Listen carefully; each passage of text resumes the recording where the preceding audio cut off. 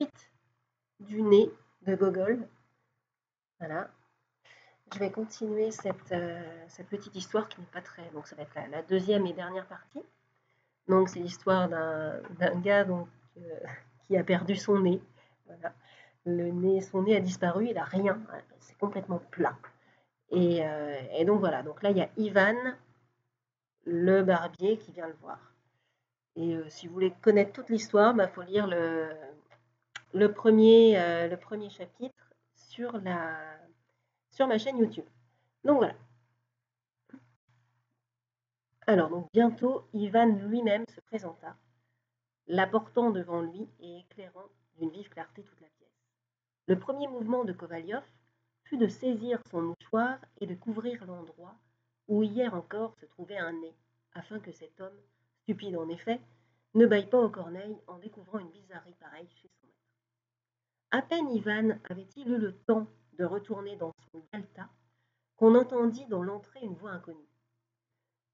Est-ce ici qu'habite l'assesseur de collège, Kovalyov? Entrez, le major Kovalyov est là, dit ce dernier en se précipitant pour ouvrir la porte. Entra un fonctionnaire de police de belle allure, avec des favoris ni trop clairs ni trop sombres, et des joues assez replètes, celui-là même qui, au début du récit, se trouvait au bout du pont Saint-Isaac. Je crois savoir que vous avez perdu votre nez. Truc bizarre. Exact. Il est désormais retrouvé. Que dites-vous? S'écria le major Kovalyov. La joie le priva de la parole.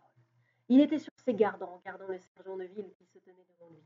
La lumière vacillante de la chandelle tremblait vivement sur ses lèvres et ses joues rebondies. Et de quelle façon? D'une façon étrange. On l'a intercepté alors qu'il était prêt à s'enfuir. Il prenait déjà place dans la diligence et voulait partir pour Riga. Son passeport avait été établi depuis longtemps au nom d'un fonctionnaire. Et ce qui est étrange, c'est qu'au début, moi-même, je l'ai pris pour un monsieur. Mais, par bonheur, j'avais mes lunettes sur moi. Et j'ai immédiatement vu qu'il s'agissait d'un nez. Il faut vous dire que je suis myope et que si vous vous plantez devant moi, je verrai seulement que vous possédez un visage. Mais je ne remarquerai rien d'autre, ni le nez, ni la barbe. Ma belle-mère, autrement dit la mère de mon épouse, ne voit rien non plus. Kovalyov était surexcité. Mais où est-il? Je file tout de suite. Oh, ne vous inquiétez pas. Sachant que vous en aviez besoin, je l'ai apporté. Et le plus étrange, c'est que le principal filot dans cette affaire est le barbier de la rue de l'Ascension, lequel est maintenant placé en garde à vue. Il y a longtemps que je le soupçonnais d'être un ivrogne et un voleur. Et avant-hier encore, il a chipé une douzaine de boutons dans une boutique. Votre nez est exactement en l'état. Sur ces entrefaites, le sergent de ville plongea la main dans sa poche et en sortit le nez enveloppé dans un bout de papier. « C'est donc lui !» s'écria Kovalyov. « C'est vraiment lui. Vous prendrez bien une petite tasse de thé avec moi à présent. » Ce serait fort volontiers, mais cela m'est absolument impossible. Je dois me rendre directement d'ici dans un asile de fous. La cherté de tous les produits s'est fortement accrue. Sous mon toit vivent ma belle-mère, autrement dit la mère de ma femme et mes enfants. L'aîné, tout particulièrement, me donne de grands espoirs. C'est un gamin très intelligent. Mais nous n'avons absolument aucun moyen de lui offrir des études. Kovalyov devina de quoi il retournait. Et après avoir pris un billet rouge sur la table, un billet de 10 roubles, il le fourra dans la main du gardien de la paix, lequel prit congé, puis s'éclipsa par la porte. Et presque au même instant, Kovalyov entendit sa voix dans la rue, où il s'offrait le plaisir de semoncer un moudjik stupide qui venait tout juste d'entrer avec sa charrette sur le boulevard. Après le départ du sergent de ville, l'assesseur de collège resta quelques minutes dans un état nébuleux. Et ce n'est qu'après quelques minutes qu'il retrouva la possibilité de voir et de sentir, tant sa joie imprévue l'avait plongé dans un grand égarement. Il prit soigneusement le nez retrouvé dans ses deux mains réunies, en creux, et une fois de plus il l'examina attentivement. « C'est bien lui, c'est vraiment lui, » dit le major Kovalyov. « Voilà le bouton sur son aile gauche qui est apparu hier. » De joie, le major faillit éclater de rire. Mais rien ne perdure en ce bas monde, Et c'est pourquoi, passé le premier instant, la joie n'est plus aussi intense. Ensuite, elle devient plus faible, pour finalement se confondre imperceptiblement avec l'état ordinaire de l'âme, tel un cercle sur l'eau provoqué par la chute d'une pierre qui finit par se confondre avec la surface lisse. Kovalyov se mit à réfléchir et saisit que l'affaire n'était pas encore terminée. On avait retrouvé le nez, mais encore fallait-il le fixer et le remettre à sa place. Et que va-t-il se passer s'il ne tient pas? Face à une telle question qu'il s'était posée à lui-même, le major blêmit. Pris d'une sensation de peur incompréhensible, il se précipita vers la table, rapprocha le miroir afin de ne pas risquer de mettre son nez de travers. Ses mains tremblaient. Il le posa prudemment et soigneusement à son ancienne place. Oh, malheur, le nez ne s'accrochait pas. Il le rapprocha de sa bouche, souffla dessus pour le réchauffer un peu, et il le porta de nouveau vers la surface lisse qui se trouvait entre ses deux joues. Mais le nez n'arrivait absolument pas à tenir. « Eh bien, alors, vas-y, imbécile !» lui disait-il, mais le nez semblait de bois, et retombait sur la table avec un bruit étrange, comme s'il s'agissait d'un bouchon. Le visage du major grimaça convulsivement. « Est-il possible qu'il ne s'enracine pas ?» se disait-il terrorisé. Mais quel que fût le nombre de tentatives pour le mettre en bonne et due place, ses efforts demeurèrent constamment vains. Il héla Ivan et l'envoya chercher le docteur qui occupait dans le même immeuble le plus bel appartement à l'étage noble. Ce docteur était un homme fort bien de sa personne. Il possédait de superbes favoris noirs comme le jet et une épouse fraîche et vigoureuse. Une épouse fraîche et vigoureuse. Chaque matin, il mangeait des pommes fraîches et entretenait parfaitement la propreté de sa bouche, se gargarisant près de 3/4 d'heure et se polissant les dents avec 5 brosses différentes. Le docteur se présenta aussitôt. Après lui avoir demandé depuis combien de temps ce malheur était arrivé, il releva le visage du major Kovalyov en lui saisissant le menton et donna une chiquenaude avec son pouce à l'endroit même où se trouvait auparavant le nez, au point de faire reculer la tête du major avec une telle force qu'il se cogna l'arrière du crâne contre le mur. Le médecin lui dit que ce n'était pas grave, et après lui avoir conseillé de s'écarter légèrement du mur, il lui demanda de pencher la tête. D'abord vers la droite, et après avoir palpé l'endroit où le nez se trouvait jusque-là, il fit « Puis il lui demanda de pencher la tête vers la gauche. Il fit « Pour conclure, il lui redonna une chiquenaude avec son pouce pichenette, en sorte que le major Kovalyov agita la tête comme un cheval dont on examine les dents. Après avoir procédé à une telle consultation, le médecin hocha la tête et dit « Non, c'est impossible. Il vaut mieux que vous restiez ainsi, car on pourrait faire pis encore. Il est possible, bien entendu, de le fixer, je pourrais le faire tout de suite, mais je vous assure que ce serait pire pour vous. Voilà qui est parfait. Et comment puis-je demeurer sans nez ?» dit Kovalyov. « Ce ne peut être pire que maintenant. C'est tout simplement le diable. Où vais-je me présenter avec une allure aussi répugnante? J'ai de bonnes relations. Ce soir, par exemple, je dois me rendre à des soirées dans 2 maisons différentes. Je connais de nombreuses personnes, l'épouse du conseiller d'État Bektarev, la femme de l'officier supérieur Pototine, bien que désormais, après ce qu'elle m'a fait, je ne saurais avoir avec elle d'autres relations que par l'intermédiaire de la police. Je vous en prie, fit Kovalyov, d'une voix suppliante, n'existe-t-il pas un moyen quelconque, même si ce n'est pas parfait, qu'au moins il puisse tenir? Je peux même le soutenir délicatement, de la main, dans des circonstances dangereuses. Et en outre, je ne danse pas, et je ne saurais lui porter préjudice par quelque geste inconsidéré.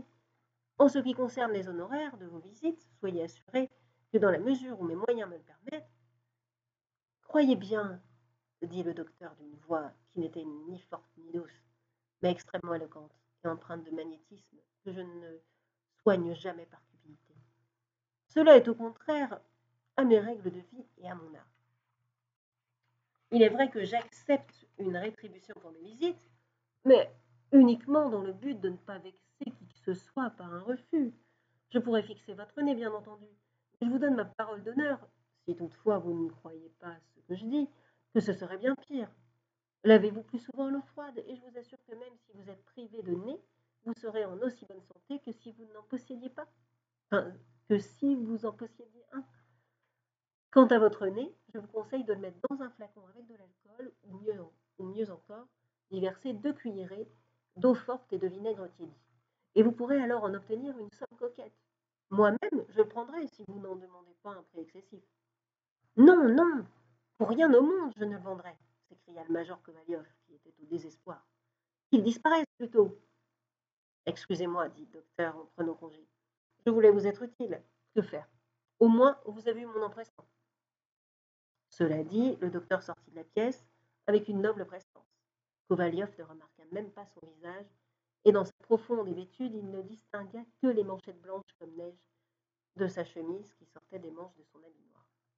Dès le lendemain, avant de déposer plainte, il décida d'écrire à la femme de l'officier supérieur pour lui demander de bien vouloir lui rendre à l'amiable ce qu'il convenait. Le contenu de la lettre était le suivant. Chère Madame Alexandra Grigorievna, je ne peux comprendre cet acte étrange que vous avez commis. Soyez assurée qu'en agissant ainsi, vous n'y gagnerez rien et qu'en aucun cas vous ne saurez me forcer à me marier avec votre fille. Sachez que l'histoire au sujet de mon nez m'est parfaitement connue, ainsi que le fait qu'en l'occurrence c'est vous, et nul autre, qui êtes la principale complice. Sa soudaine défection, sa fuite et son travestissement, tantôt sous l'aspect d'un fonctionnaire, tantôt pour finir sous sa propre forme, n'est rien d'autre que la conséquence de maléfices dont vous-même, ou bien ceux qui, comme vous, s'exercent à des occupations aussi nobles, êtes la cause. Pour ma part, j'estime de mon devoir de vous prévenir. Si le nez suspensionné n'est pas aujourd'hui même à sa place, je serai contraint de recourir à un avocat et à la protection des lois. Avec un parfait respect à votre égard, je n'en ai pas moins l'honneur d'être votre fidèle serviteur, Platon Kovalyov. Cher monsieur Platon Kouzmitch, votre lettre m'a fort surprise.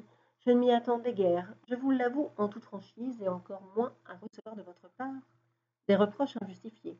Je vous avise que je n'ai jamais reçu chez moi, ni masqué ni au naturel, le fonctionnaire que vous mentionnez.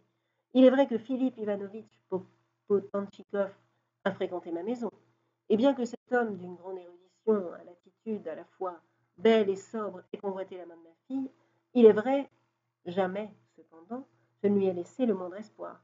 Vous mentionnez également un nez. Si vous sous-entendez par là que j'aurais voulu vous faire un pied de nez, autrement dit, vous opposer à un refus formel, je suis surprise que vous abordiez vous-même cette question. J'étais d'une opinion tout à fait contraire, et si maintenant vous êtes décidé à briguer la main de ma fille selon les règles, je suis prête à vous donner immédiatement satisfaction, car cela a toujours constitué l'objet de mes désirs les plus chers, dans l'espoir desquels je demeure toujours à votre entière disposition. Alexandra Podjotina. Non, se dit Kovalyov après avoir lu cette lettre, elle n'est vraiment pas coupable. Ce n'est pas possible. La lettre est écrite comme ne saurait l'écrire quelqu'un qui serait coupable d'un crime.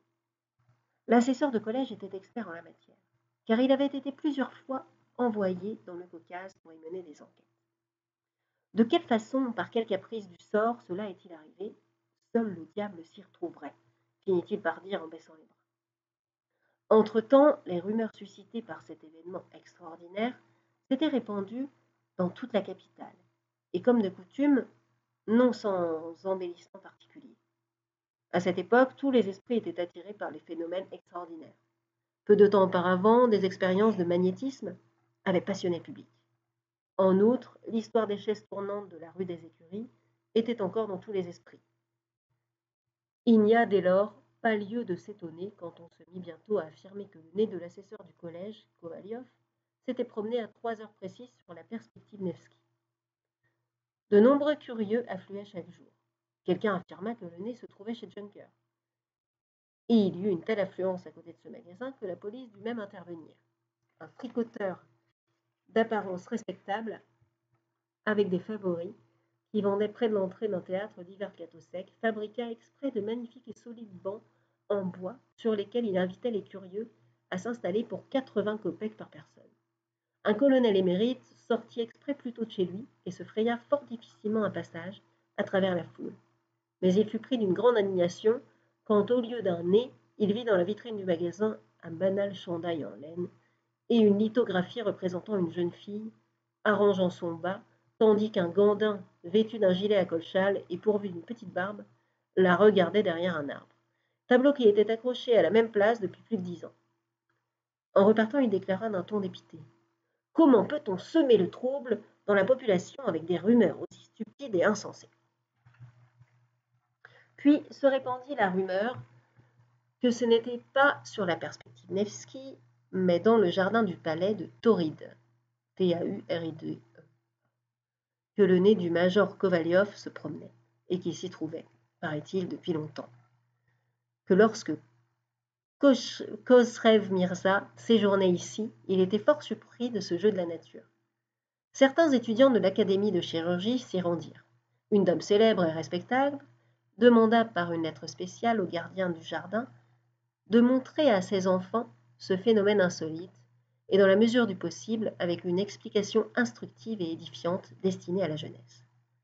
Tous les habitués mondains et inévitables des raouts, qui aimaient à faire rire les dames, mais dont les réserves d'anecdotes s'étaient à cette époque tout à fait taries, furent absolument ravis de ces événements. Une petite fraction de gens respectables et bien pensants était fort mécontente. Un monsieur déclarait avec indignation qu'il ne comprenait comment, aujourd'hui, dans un siècle éclairé, on pouvait répandre des inventions absurdes et qu'il était surpris que le gouvernement n'y prenne pas garde. Ce monsieur appartenait apparemment au nombre de ceux qui désiraient que le gouvernement se mêlât de tout, même de ses querelles quotidiennes avec son épouse. À la suite de quoi, mais là, tout cet événement se dissimule derrière un brouillard, et l'on ne sait absolument pas ce qui se passa par la suite.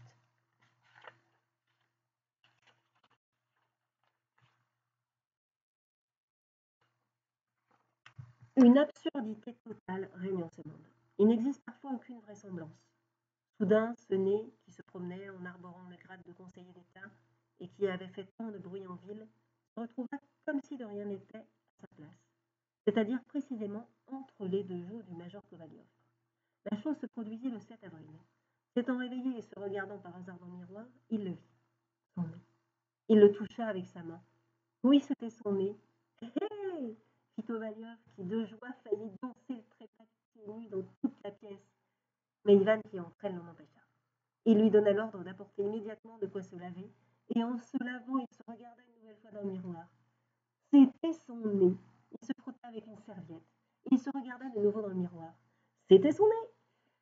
Regarde, Ivan, il me semble que j'ai un bouton sur le nez, demanda-t-il tout en se disant entre-temps. Ce serait un malheur qu'Ivan me dise. Mais non, monsieur. Non seulement il n'y a pas de bouton, mais il n'y a pas de nez. Mais Ivan répondit. Mais non, il n'y a aucun bouton. Votre nez est impeccable. Bien, que diable, se dit le major Kovalyov, qui fit claquer ses doigts. À ce moment, le barbier Ivan Yakovlevitch apparut dans l'encadrement de la porte, avec un air craintif, tel un chat qu'on viendrait de fouetter parce qu'il a volé du lard. Dis-moi d'abord, tu as les mains propres lui cria de loin Kovalyov. Oui, tu mens. Je vous le jure, elles sont toutes propres, monsieur. Bon, prends garde. Kovalyov s'assit. Ivan Yakovlevitch l'enveloppa d'une serviette et en une minute, grâce à un blaireau, il transforma toute sa barbe et une partie de sa joue en une crème, semblable à celle que l'on sert chez les marchands lors des anniversaires. Le voilà donc, songea Ivan Yakovlevitch en regardant le nez, puis il tourna la tête de l'autre côté et le regarda de profil. Ça alors, c'est bien lui pour sûr. Et dire que, continua-t-il en regardant longuement le nez. Enfin, tout doucement, avec les précautions que l'on peut imaginer. Il leva 2 doigts afin de le saisir par le bout. Car telle était la méthode d'Ivan Yakovlevitch. Oh oh oh, prends garde, s'écria Kovalyov. Ivan Yakovlevitch baissa les bras, resta stupéfait et fut troublé comme jamais il ne l'avait été. Enfin, il se mit à lui chatouiller le dessous du menton, avec son rasoir. Et bien qu'il fût malaisé et difficile de raser, sans se saisir de l'organe de l'odorat, cependant, en prenant appui du mieux qu'il pouvait avec son pouce rêche sur la joue et la gencive inférieure du major, il finit par surmonter tous les obstacles et le rasa. Quand tout fut achevé, Kovalyov se hâta de s'habiller aussitôt. Il prit un fiacre et se rendit tout droit au café-pâtisserie. Et en entrant, il cria de loin « Garçon, une tasse de chocolat !» Et au même instant, il se tourna vers le miroir. Le nez était là. Il se retourna joyeusement et regarda d'un air caustique, en fronçant légèrement les yeux, 2 militaires dont l'un avait un nez qui n'était pas plus grand qu'un bouton de gilet. Ensuite, il se rendit à la chancellerie du service où il faisait des démarches afin d'obtenir un poste de vice-gouverneur ou, en cas d'échec, inspecteur. Après avoir traversé le hall d'entrée, il se regarda dans un miroir. Le nez était là. Puis il rendit visite à un autre assesseur de collège, un major donc, un grand persifleur auquel il répondait fréquemment à ses remarques chicanières par un Oh, toi, je te connais, tu es un persifleur. En chemin, il songea si le major n'éclate pas de rire en me voyant, ce sera l'indice formel que tout ce qui existe est à sa place. Mais du côté de l'assesseur du collège, rien. Bien, très bien, que diable, songea Kovalyov. En route, il rencontra Madame Podotchina, l'épouse de l'officier supérieur en compagnie de sa fille. Il les salua profondément et fut accueilli par des exclamations de joie. Donc tout allait bien. Il n'avait subi aucun préjudice. Il discuta avec elle fort longuement et sortant extrait sa tabatière, il bourra fort longuement euh, devant elle. Il bourra fort longuement devant elle son nez par ses deux entrées en se formulant par-devers lui ceci. Voilà pour vous, les bonnes femmes têtes de linotte. De toute façon, je n'épouserai pas la fille. Peut-être simplement par amour. Soit. Et dès lors, le major Kovalyov prit l'habitude de flâner comme si de rien n'était sur la perspective Nevsky, dans les théâtres, bref, partout. Et son nez également, comme si de rien n'était, se trouvait sur son visage, sans même qu'on pût voir qu'il avait pris la tangente. Et ensuite, on vit le major Kovalyov, d'une bonne humeur inaltérable, tout sourire, poursuivant de ses assiduités absolument toutes les jolies femmes, et s'arrêtant un jour devant une échoppe de Gostinny Dvor pour acheter quelques rubans de décoration. On ne sait pourquoi faire, car lui-même n'était titulaire d'aucune. Telle fut l'histoire qui arriva dans la capitale septentrionale de notre vaste État. Maintenant seulement, après avoir réfléchi à tout cela, nous constatons qu'elle comporte beaucoup d'invraisemblances. Ne parlons pas de l'étrangeté assurément surnaturelle que constitue le démembrement d'un nez et son apparition en divers lieux sous l'aspect d'un conseiller d'État. Mais comment Kovalyov ne devina-t-il pas qu'il était impossible de faire passer dans un journal une petite annonce à propos de son nez? Je ne veux pas prétendre ici qu'une annonce me semble coûter trop cher, c'est une vétille, et je ne fais pas du tout partie des gens cupides. Mais ce n'est pas convenable, ce n'est pas malin, ce n'est pas correct. Autre chose encore, comment le nez se retrouva-t-il dans un pain cuit et comment Ivan Yakovlevitch lui-même? Non, je ne le comprends pas. Vraiment pas. Je ne le comprends pas du tout. Mais ce qui est le plus étrange, le plus incompréhensible, c'est comment des auteurs peuvent choisir de tels sujets. J'avoue que c'est tout à fait incompréhensible. Assurément. Non, non, je ne le comprends pas du tout. Premièrement, je n'y vois aucune utilité pour la patrie. Deuxièmement, il n'y a aucune utilité non plus. Simplement, je ne sais pas que c'est. Cependant, tout bien considéré, quoique évidemment l'on puisse admettre une chose, une deuxième, une troisième et même peut-être, bon d'accord. Mais où n'y a-t-il pas d'aberration? Malgré tout, à bien y réfléchir, il y a vraiment quelque chose dans tout cela. Quoi que l'on en dise, de tels événements existent en ce bas monde. Ils sont rares, mais ils existent.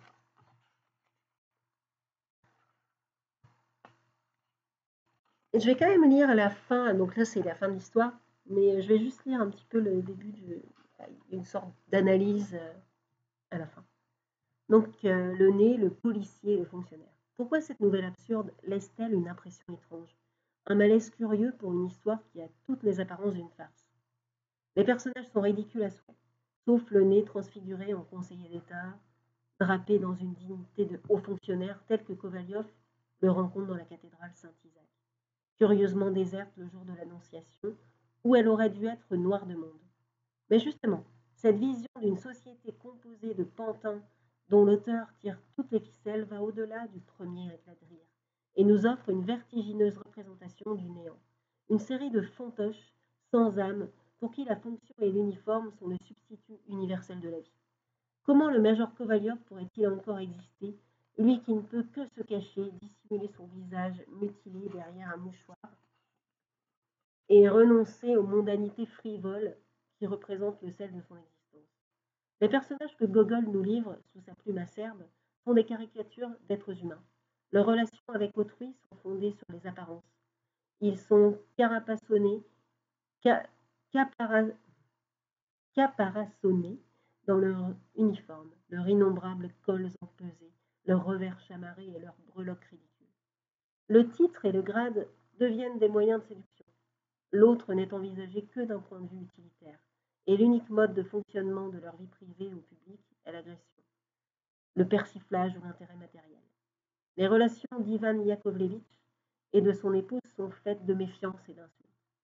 Kovalyov a un domestique qui passe son temps à cracher au plafond. Quant au sourire de circonstance que les gens bien, entre guillemets, échangent sur les trottoirs de la perspective Nevsky, ils ne sont qu'obséquiosité et contenance. Ces rapports de méfiance déshumanisée dépassent le cadre domestique et s'étendent à l'ensemble d'une société véritablement uniformisée et sans âme. Il faut voir et être vu selon les normes. C'est quelque chose quand même qui a été écrit en 1835 et on a l'impression que ça parle de maintenant. c'est, c'est impressionnant quand même. Voilà. Il faut voir et être vu selon des normes. Toute conduite apparemment marginale est aussitôt l'objet d'une vérification, voire d'une sanction policière. Voilà. Du préfet de police au simple agent de ville, du haut en bas de la hiérarchie, les gardiens de l'ordre sont présents à toutes les pages. Ils surveillent, ils épient, ils réprimandent, mais ils sont incapables de venir vraiment en aide au major. Ils sont présentés sous un jour aussi ridicule et grotesque que les autres personnages.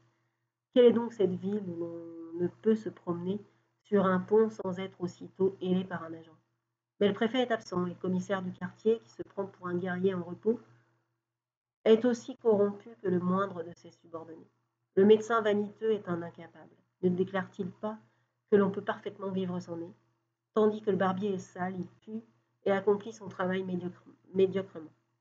On persifle, on se moque les uns les autres. La vie se réduit à une organisation rigide qui prétend camoufler le néant. L'essentiel est l'uniforme, ultime pierre de touche qui permet de juger d'un être humain. Quelle humiliation pour le major Kovalyov de voir son nez se pavaner dans un uniforme de conseiller d'État, un grade bien plus élevé que le sien. Soudain, la partie est supérieure au tout. Il n'a plus de visage, comme ces mendiantes à l'entrée de l'église. La tête entièrement dissimulée sous des bandages, dont l'assesseur de collège se moquait tant avant sa mésaventure.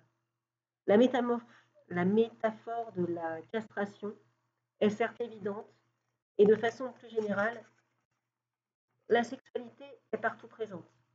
L'ambiguïté des relations de Kovalyov, qui a perdu son appendice nasal, et de son barbier, qui le retrouve au milieu d'un pain tout chaud, puis le prend dans ses mains, est soulignée par l'une des insultes que profère Praskovia Osipovna contre son barbier de mari, qui semble n'être pas grand-chose vis-à-vis de sa respectable épouse, laquelle n'hésite pas à le traiter du terme féminin de roulure. Le major ne peut plus se présenter nulle part. Il est contraint de renoncer à toute vie mondaine et se croit la victime d'un sortilège manigancé par la mère d'une jeune fille censée être un bon parti, ce qu'elle est assurément dans la société russe du début du XIXe siècle, mais que Kovalyov refuse obstinément. S'il pouvait jusque-là ironiquement repousser le mariage, au profit de quoi d'autre d'ailleurs, à présent privé de son nez, il est obligé de renoncer à toute vie, tandis que son appendice nasal en bel uniforme mène grand train de façon indépendante et se retrouve aux côtés d'une charmante jeune femme à laquelle Kovalyov n'a aucunement accès. Quelle est donc cette ville où, honnête où tout honnête artisan russe se doit d'être un ivrogne ou une épouse traite son mari de catin? Il y a chez Gogol une interrogation sur le réel, sur ces âmes mortes, qui composent une société de pantins inhumains. Interrogation qui sera aussi celle de l'un de ses lointains admirateurs, Nabokov. On comprend pourquoi Gogol est allé aussi loin dans le fantastique, l'absurde, le non-sens. Comme Dostoïevski le déclara plus tard, le fantastique est pour lui plus réel que la prétendue réalité. Ce que l'on prend pour le réel n'est qu'une dénaturation causée par une société qui contraint les individus à vivre dans un système chimérique, dans l'apparence. Né en russe se dit nos, l'anagramme du mot son qui signifie rêve. Jamais les personnages du nez n'expriment la moindre parole relative à un sentiment. Jamais non plus Gogol ne semble avoir envie de nous présenter des êtres humains à part entière. Il les prive volontairement d'une part de la vraie vie, les transforme en mécaniques stupides et sans âme. Et lorsque Kovalyov retrouve son nez, une fois oublié, son désespoir, à la fois ridicule et existentiel, il peut enfin de nouveau parader en uniforme et se replonger dans la vulgarité qui imprègne tout l'univers de ce texte.